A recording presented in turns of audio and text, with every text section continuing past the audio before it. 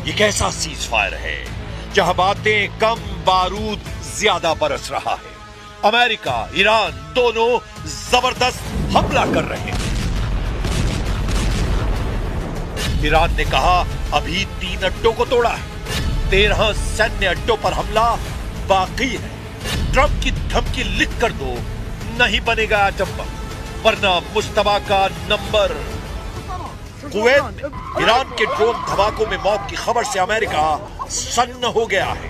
Iran ने America को मदद देने वाले 3 देशों को मिसाइल से फोड़ डाला है।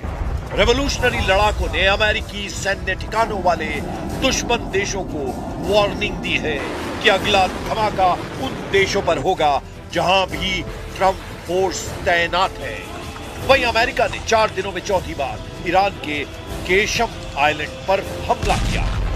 इससे भड़के ईरान ने दावा किया कि कुवैत, इराक और बहरीन में मौजूद अमेरिकी सैन्य ठिकानों को मिसाइल और ड्रोन से भारी नुकसान पहुंचाया गया है। ईरान ने सबसे जबरदस्त हमला कुवैत में किया है, जहां सुबह शुरू हुए मिसाइल धमाके अब भी रुके नहीं है। ईरानी हमलों से कुवैत इंटरनेशनल एयरपोर्ट पर अफरा तफरी मची है। हालांकि कुवैत ने बयान जारी कर कहा है कि उसके एयर डिफेंस सिस्टम दुश्मन की मिसाइलों और ड्रोन को रोकने की पूरी कोशिश कर रहे हैं। ज्यादातर विस्फोट इंटरसेप्शन ऑपरेशन के चलते हुए हैं, लेकिन कुवैत रिहायशी इलाकों में बारूदी तांडव दिखाई दिया है। ईरान की मिसाइल आंधी से कुवैत में इमरजेंसी जैसे हालात हैं। सेना ने लोगों के लिए एक और चेतावनी जारी की है। कुवैत सेना ने कहा है कि अगर कहीं मिसाइल ड्रोन दिखाई दे तो लोग उससे दूर हो जाएं। संदिग्ध सामान मिलने पर इमरजेंसी नंबर पर सूचना देने की अपील की गई है। कुवैत की तरह बहरीन और इराक में अमेरिकी ठिकानों पर हाई अलर्ट है। बहरीन के गृह मंत्रालय ने चेतावनी सायरन बजाए हैं और लोगों से शांत रहने की अपील की है। बहरीन में नागरिकों को नजदीकी सुरक्षित स्थानों पर जाने और सुरक्षा निर्देशों का पालन करने के लिए कहा गया है। ईरान के सरकारी ब्रॉडकास्टर IRIB ने सोशल मीडिया प्लेटफॉर्म एक्स पर कई वीडियो शेयर कर घातक हमलों का दावा किया है। वीडियो में मिसाइलों को बहरीन और इराक के आसमान में विस्फोट का दावा किया जा रहा है, लेकिन अमेरिकी सेंट्रल कमांड ने ईरान के हमलों को खोखला दावा करार दिया है। सेंटकॉम ने कहा है कि ईरान ने बहरीन में यूएस नेवी के 5वें बेड़े के मुख्यालय और एक अमेरिकी एयरबेस पर मिसाइल और ड्रोन हमले का दावा किया है, लेकिन सभी हवाई खतरों को समय रहते रोक दिया गया और किसी भी अमेरिकी सैन्य ठिकाने पर हमला सफल नहीं हुआ है। अमेरिका ने धमकी दी है कि ईरान पर कोई रहम नहीं किया जाएगा। जब तक ईरान अपने एटमी प्रोग्राम को पूरी तरह बंद नहीं करता, तब तक कोई भी प्रतिबंध नहीं हटाया जाएगा। Any sanctions relief is condition based, which means it has to be in return for the reason why those sanctions were put in place in the first place, which is their nuclear program. So yeah, look, Iran is being sanctioned because they enrich uranium. Iran is being sanctioned because they've highly enriched uranium. Iran is being sanctioned because of their nuclear activities. If they agree to give up those things, there will be sanctions relief associated with their commitment and compliance. America को Iran की leadership पर रत्ती भर भी भरोसा नहीं रह गया है। इसीलिए ट्रंप ने एटमी डील की नई शर्त लगा दी है। ट्रंप ने नई शर्त में कहा कि ईरान उन्हें लिखित आश्वासन दे, तभी डील आगे बढ़ेगी। ट्रंप ने अपनी शर्त में यह भी कहा है कि परमाणु गतिविधियों पर ठोस समझौता होगा और इसके बाद ही अमेरिका ईरान को आर्थिक राहत देगा। ट्रंप का कोई पैंतरा अब तक ईरान पर काम नहीं आया है। अमेरिका के केशम आइलैंड पर बार बार हमले की वजह का भी पता चला है। अमेरिका की एटमी डील पर बार बार स्टैंड बदलने के बाद से ईरान ने खास तेवर अपना लिए हैं। सुप्रीम लीडर मुस्तबा खामनेई ने secret war headquarter Qeshm island को एक्टिव कर दिया है।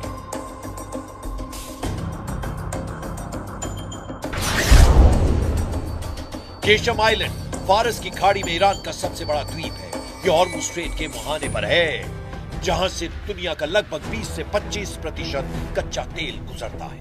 135 किलोमीटर लंबे आइलैंड में पहाड़ियों के नीचे ईरान ने सुरंगें और बंकर बनाए हैं। इन सुरंगों में सैकड़ों मिसाइलें तैनात की गई हैं।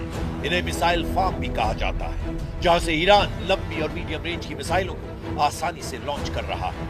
ये मिसाइलें फारस की खाड़ी में मौजूद किसी भी दुश्मन के जहाज को हिट कर रही हैं। मुस्तफा का ये अंडरग्राउंड युद्ध मुख्यालय गेम चेंजर साबित हो रहा है। ईरान ने केशम आइलैंड को ट्रंप के जंगी बेड़ों की तर्ज पर बना रखा।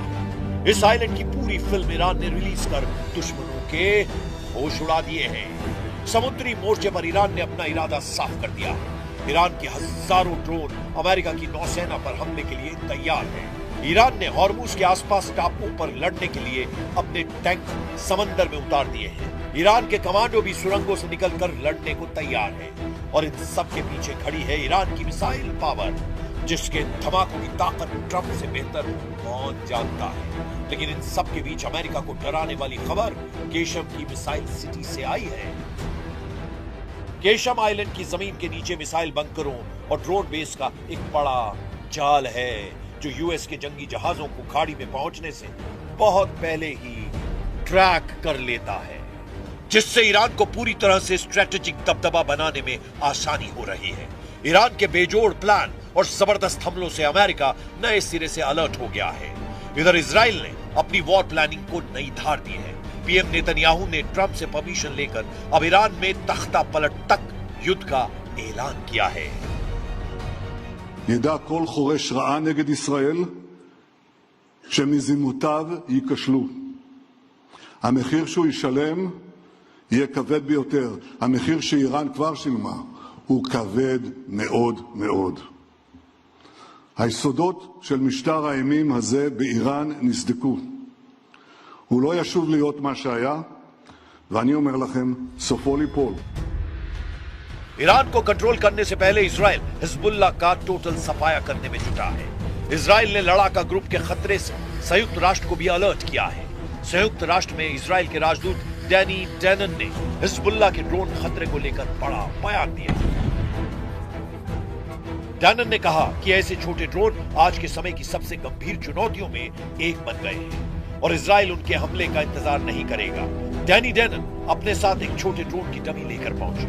बैठक के दौरान उन्होंने डमी दिखाते हुए कहा कि हिजबुल्लाह जिन ड्रोन का इस्तेमाल कर रहा है उनका वजन 2 किलोग्राम से भी कम है और इन्हें आसानी से ऑनलाइन खरीदा जा सकता है। डैनन ने कहा ये ड्रोन किसी भी गाड़ी की खिड़की तक पहुंचाए जा सकते हैं और बेहद कम ऊंचाई पर उड़ते हैं, इसीलिए इनका पता लगाना मुश्किल होता है। डैनन ने आगे कहा कि जब तक आपको अपने सिर के ऊपर इसकी आवाज सुनाई देती है तब तक बहुत देर हो चुकी होती है। डैनन ने कहा कि इजराइल इन ड्रोन से निपटने के लिए नई तकनीकों और रणनीतियों पर काम कर रहा है। उन्होंने कहा कि इजराइल इस चुनौती का समाधान खोज लेगा। Now Hezbollah are using different kinds of drones. Few of them with fiber optic. These drones weigh less than 2 kilograms. It flies low. It is very difficult to detect. And by the time you hear it above your head, it's too late. इस बीच Iraq से Israel के लिए good news मिली है, जहां Iran समर्थित 2 लड़ाका group ने surrender कर दिया है।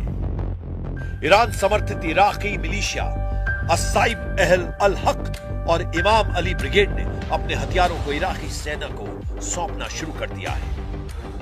हालांकि नेतन्याहू से नाराज ट्रंप ने उन्हें सोमालिया फ्रंट पर करारा झटका दिया है।